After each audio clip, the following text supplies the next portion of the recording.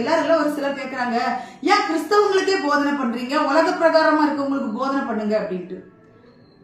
கர்த்தர் சொல்றாரு, சபைக்குள்ள நிறைய சீர்கேடுகள், உலகத்துல உள்ள சீர்கேடுகள் சபைக்குள்ள இருக்குது.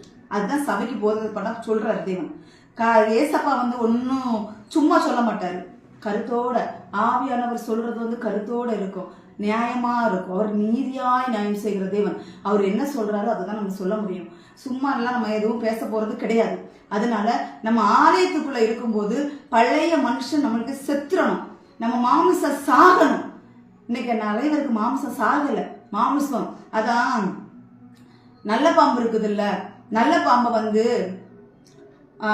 அது ஒரு இடத்துல கிடக்குதுன்னா நீங்க அந்த நல்ல பாம்பை போய் தொட்டு பாருங்களா, அது சீருகிறது தெரியும். அதே போலதான் அநேக விசுவாசிகள் இருக்கிறாங்க, அமைதலா இருப்பாங்க. ஐயோ இந்த பூனையும் பால் குடிக்குமான்னு தான் இருப்பாங்க.